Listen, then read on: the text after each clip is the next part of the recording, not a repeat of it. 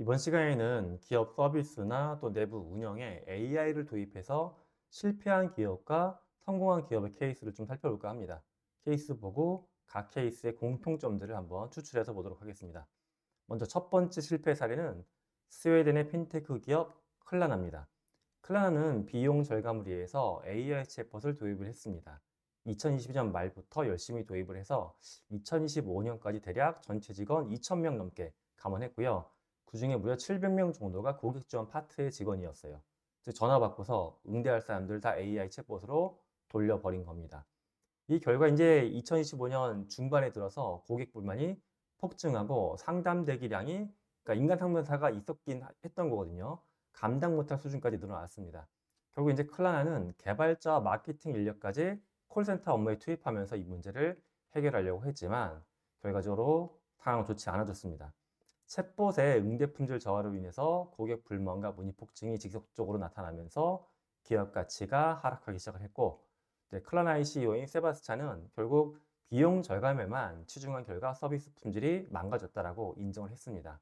준비하고 있던 기업의 IPO에도 큰 차질을 잇게 됐던 케이스였습니다. 결국 이제 챗봇 도입 실패를 공식적으로 인정을 하고 인력을 다시 이제 뽑거나 재배치하면서 이 문제를 해결하고자 이제 노력 중입니다. 두 번째는 우리에게도 익숙한 일상의 브랜드인 맥도날드입니다.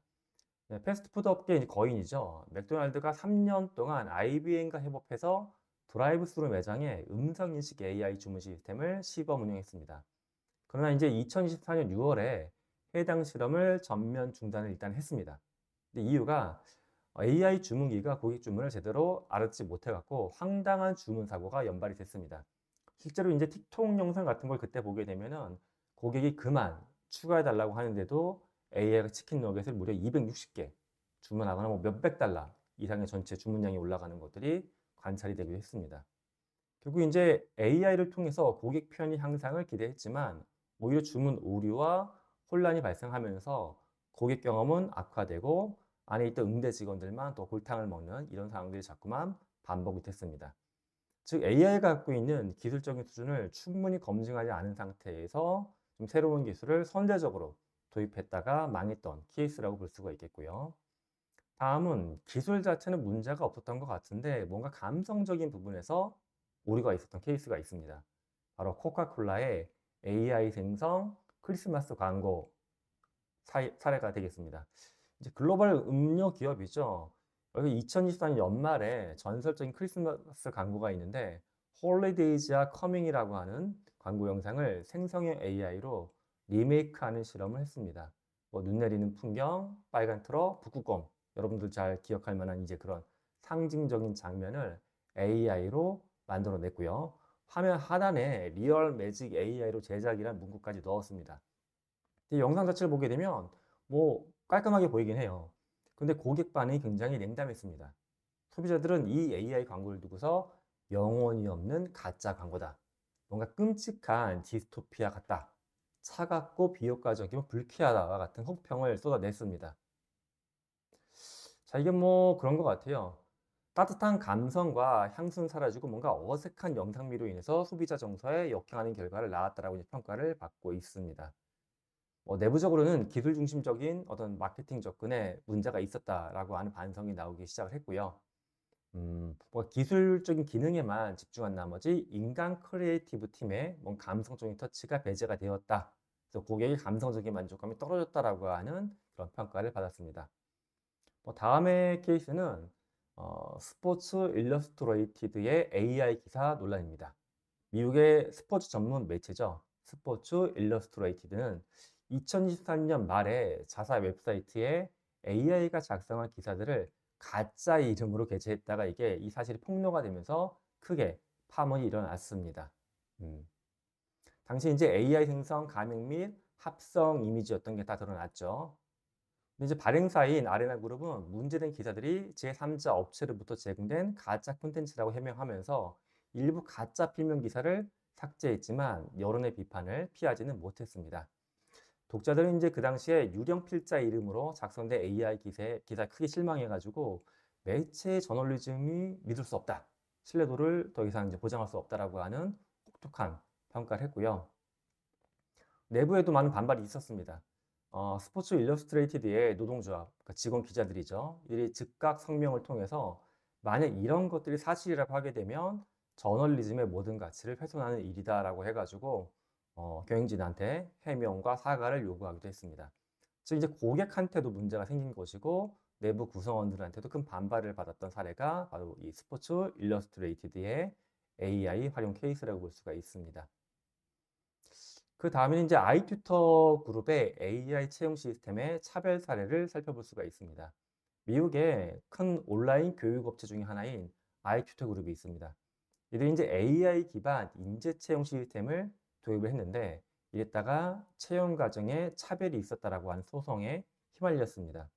2023년인데 미 연방 고용평등위원회 조사에 따르면 이 AI 시스템이 여성과 남성 지원자를 자동 탈락시키는 편향, 중에서 여성은 55세, 남성 60세, 즉 남성의 연령을 더 높게 잡아갖고 좀 우대해 줬다고 볼 수가 있겠죠. 이로 인해서 자격을 갖춘 200명 이상의 장년 지원자들이 부당하게 탈락됐다라는 게 보도가 됐습니다. 결국 이제 아이투터 그룹은 미국의 고용평등위원회랑 소송에 합의하면서 약 하나 5억 원 정도 합의금을 지급하고 재발 방지책을 약속하면서 일단 상황은 마무리가 되긴 했습니다. 하지만 이제 공식적으로 이렇게 이제 처리했지만 AI 활용에 대한 불신과 반성의 목소리가 부족하다라고 하는 내부와 외부의 비판을 피하지는 못했습니다. 그 다음에는 이제 물류나 자율주행 영역에서 엠바크라고 하는 자율주행 트럭의 사업 실패 사례도 한번 볼만합니다. 미국의 자율주행 트럭 스타트업인데 한때 50억 달러 이상의 기업 가치를 인정받으면서 상장하기도 했었습니다. 당시 이제 스펙 합병을 통해서 상장을 했는데 기술 상용화 난항으로 인해서 이제 2023년에 들어서 심각한 위기를 맞이한 대표적인 기업이 됐습니다.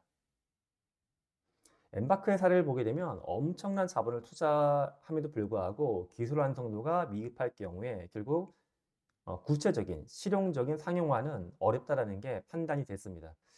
즉 이제 AI가 급속도로 발전하고 있지만 실제 재밌거나 흥미롭다 일부에서 된다라는 것과 전체 영역을 다 AI로 할 수 있다라고 하는 기술적인 성숙도 측면에서 아직까지 좀 갭이 있다라는 부분이 이 케이스에서는 밝혀졌다라고 볼 수가 있습니다.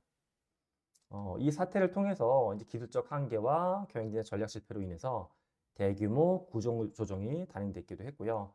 직원들은 일자리를 잃고 조직이 해체되는 상황까지 갔었습니다. 남은 인력이 당시에 30% 미만만 남았는데 결국 뭐 자녀 자산 정리에 투입되는 등 사실상 기업이 붕괴되는 사태까지 진행이 됐습니다. 자, 일단 이 정도 살펴보도록 하겠고요. 좀 더 이제 희망적인 건 성공 사례니까 성공 사례 부분을 좀 더 보겠습니다. 자, 이제 가장 좋아하는 성공 사례 중에 하나가 통신사 버라이즌의 케이스입니다. 미국의 대표적인 통신사 중에 하나죠.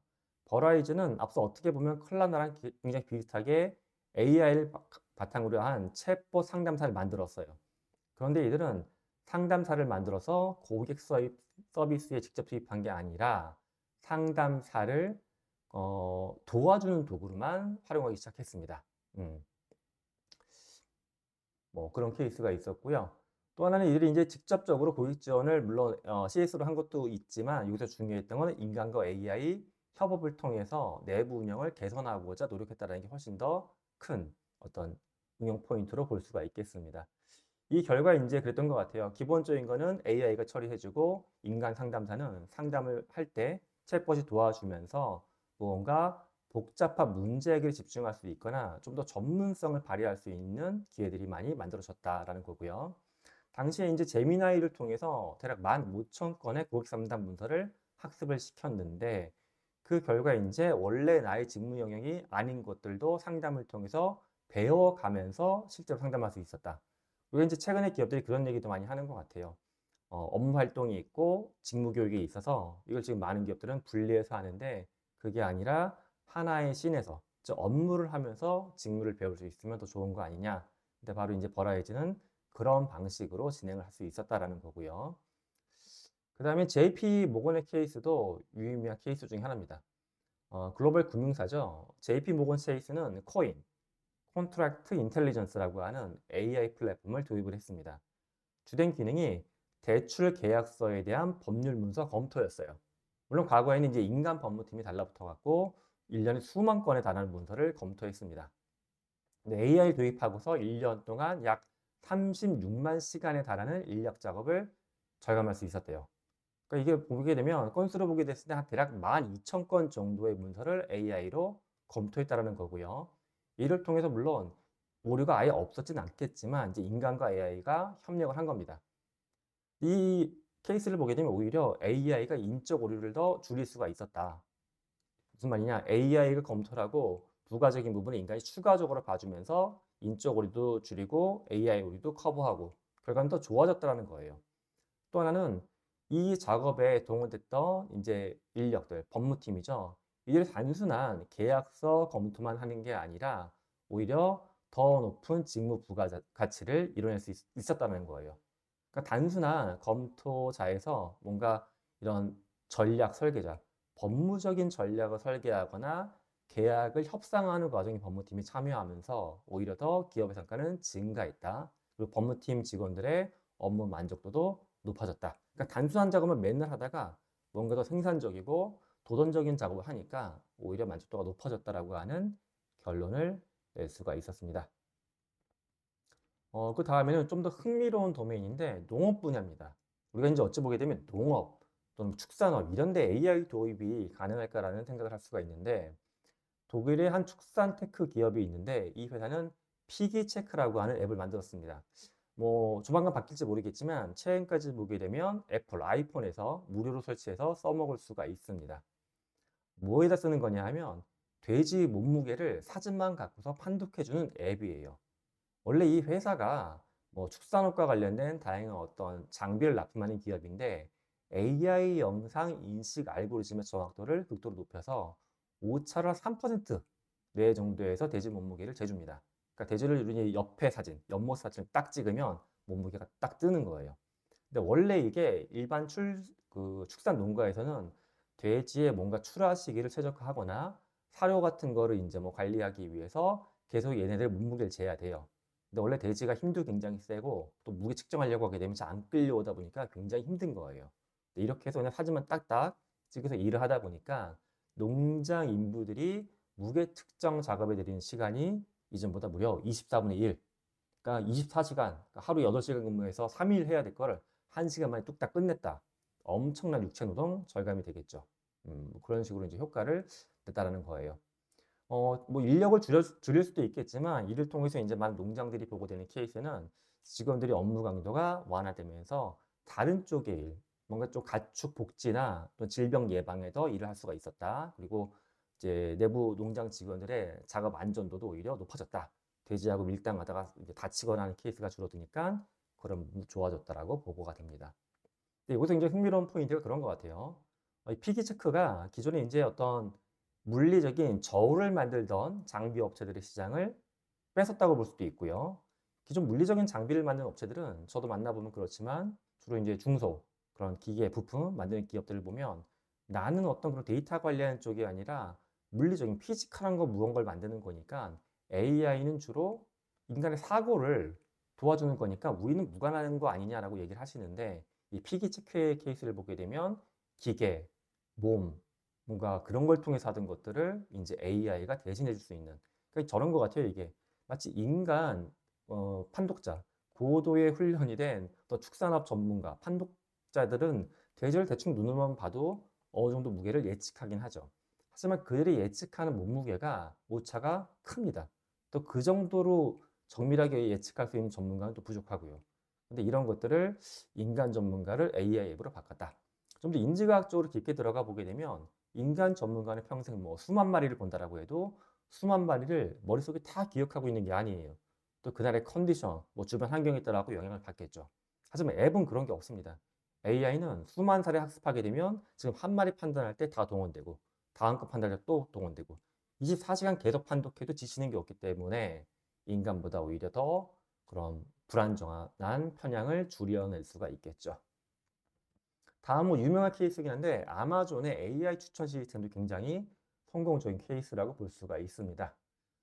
고객의 검색 이력이나 구매 이력을 관심사 데이터를 실시간 분석을 해가지고 이 제품을 본 고객이 함께 본 상품, 취향, 저격, 추천 이런 것들을 이렇게 노출시켜 주는 거예요.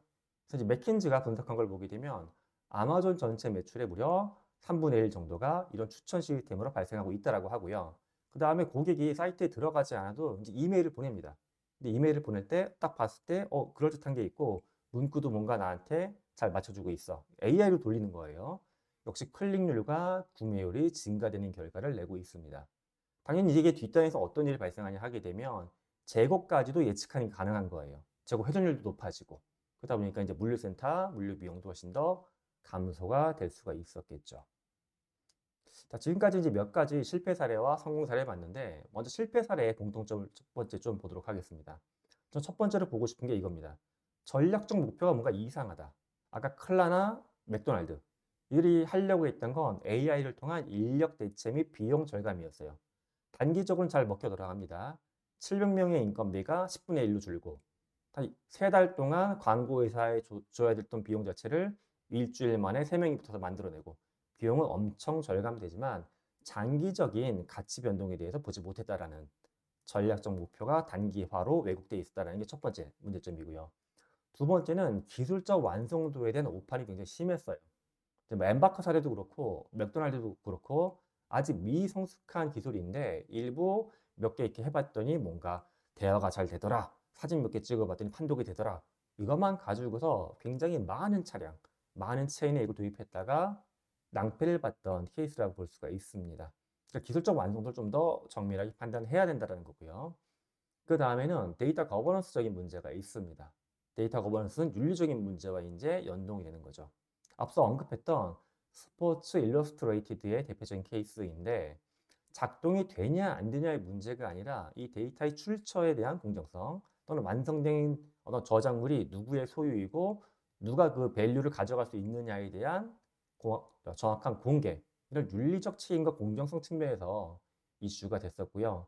오히려 비용을 좀 더 아끼려고 했다가 법적인 제재나 소송 비용, 내부적인 어떤 직원들의 반발, 저널리즘 신뢰도 붕괴로 인한 매출 감소 등 더 큰 타격을 입었던 케이스라고 볼 수가 있습니다. 마지막으로는 인간 요소미 변화 관리 실패예요. 결국 클라나건, 스포츠 일러스트레이티드건, 그다음에 코카콜라건 간에 일부는 AI로 대체했겠지만 나머지는 사람이 해야 되는 거예요.